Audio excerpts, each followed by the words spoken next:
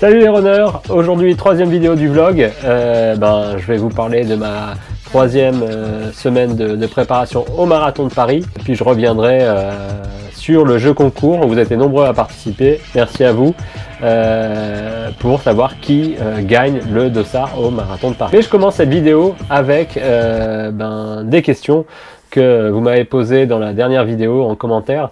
La première question concernait le nombre d'entraînements que je faisais par semaine.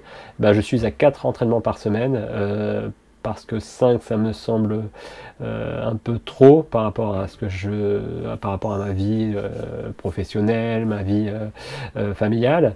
Et puis 3, je trouve que c'est pas suffisant pour préparer un marathon.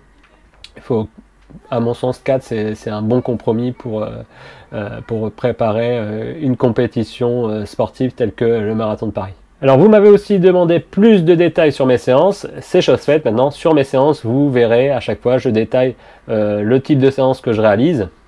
J'ai pas détaillé sur mes allures puisque mes allures me sont propres, elles dépendent de ma VMA, de mes points forts, de mes points faibles.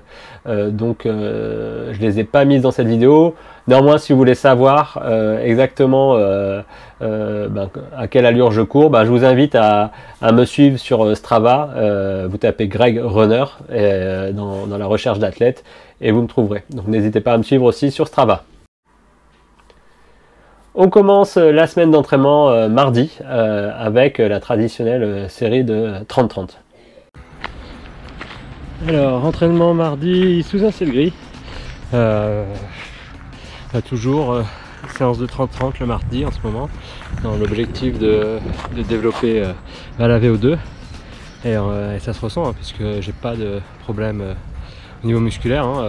C'est juste le souffle qui manque un peu, la récupération, mais déjà par rapport à la semaine dernière, je sens que je récupère mieux. En plus, j'ai trouvé un peu mieux mes repères en termes d'allure. Du coup, j'allais pas trop vite. Je restais dans la zone. Contrairement à la semaine dernière, j'avais tendance au fur et à mesure de la fatigue, à forcer et du coup aller plus vite que prévu, ce qui renforçait en plus ma fatigue. Donc quand même de bonnes sensations et le souffle toujours un peu court. Voilà, je vous mets la séance du jour dans le coin là. Et voilà, donc plutôt content de cette séance. Alors, comme je vous avais dit dans la première vidéo, chaque mercredi, je conduis mon fils au tennis. Et du coup, je m'entraîne juste à côté, autour du terrain de rugby. Alors, l'entraînement, c'est voilà, le tour de piste, là, tac, tac, tac. Le tour, comme ça, tac, tac, tac, tac, tac, tac, tac, tac, tac, tac, tac. On passe derrière, là. Et on revient, voilà. Donc là, le tour, c'est pas une piste d'athlète, c'est voilà, un parcours qui a été fait autour du terrain de rugby. Il fait à peu près 600 mètres. Voilà. Donc c'est assez plat pour s'entraîner, et puis c'est juste à côté du fiston. Donc ça permet de perdre le moins de temps pendant le mercredi, pendant la séance de tennis. Alors j'ai fait à peu près 24-25 tours sur cette piste, avec un travail d'échauffement, puis une séance de 30 minutes en mode tempo run, donc un footing plutôt assez actif. Bon, c'était pas évident parce qu'il y avait vent de face, vent de dos en fonction de l'orientation sur la piste, donc il fallait gérer un peu ça. Donc, quand on a le vent de face, forcément on s'épuise un peu plus. Quand on a le vent de dos, on va un peu plus vite.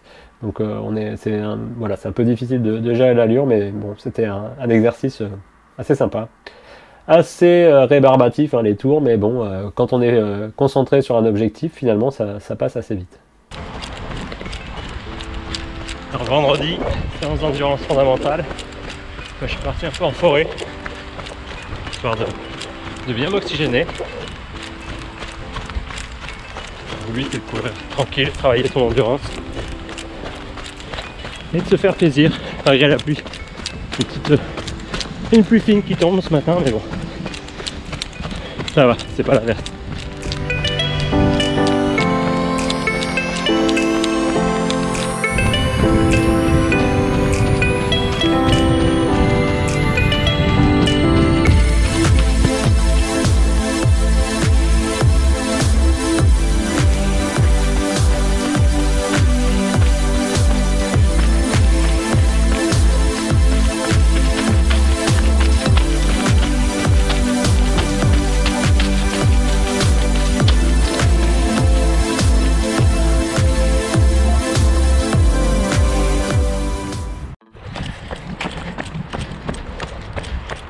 dimanche, petit travail de seuil, 2 fois 10 minutes au seuil, autour de l'hippodrome des Longchamps. Donc une boucle de 3 km à peu près. Il fait super froid. Du coup, ça rend la performance un peu plus simple. Aussi parce que s'il fait trop chaud, ça va pas. Quand il fait froid, c'est juste de bien s'équiper. J'ai enfin aussi remis des piles à mon cardio fréquence mètre. Donc le cardio au niveau thoracique. Et ça permet d'avoir des données beaucoup plus fiables au niveau cardio que ceux pris à la montre au niveau du poignet, parce que c'est une techno qui fonctionne que si on est au repos et encore. Voilà. Donc séance au seuil aujourd'hui, séance dans le froid. Voilà pour cette semaine d'entraînement. Si vous avez des questions, n'hésitez pas à les laisser en commentaire. J'essaierai de vous y répondre. Si vous voulez un peu plus d'informations, que je développe certaines choses, n'hésitez pas aussi à le dire en commentaire. On va passer au tirage au sort du jeu concours. Alors, tout est prêt là. Hop, il y a les petits noms qui ont été découpés. J'ai plus qu'à faire le tirage au sort. Alors, suspense. Qui va remporter le dossard au marathon de Paris. Alors attention, il y en a un qui s'est fait la malle. Je le récupère, je le remets dedans quand même. Dis donc, tac. Tac, alors qui c'est? Ça va être, attention, suspense, et c'est... Oula. Tic. Eh bien, c'est... Je ne sais pas si on voit. C'est Aurélie Besnard qui remporte son dossard pour le marathon de Paris 2020. Bravo Aurélie. Je te contacte assez rapidement pour qu'on mette, pour que tu puisses profiter de ton dossard. Merci à tous pour votre participation. Malheureusement, il n'y a qu'un seul gagnant et en l'occurrence là, c'est une gagnante qui remporte ce dossard pour le marathon de Paris 2020. N'hésitez pas à vous abonner à cette chaîne YouTube. Il suffit de cliquer là ou là. Hop. De liker la vidéo, ça c'est important pour continuer à me motiver à faire ces vidéos. Et puis moi je vous dis à la semaine prochaine après une semaine de prépa. Allez, bon run les runners!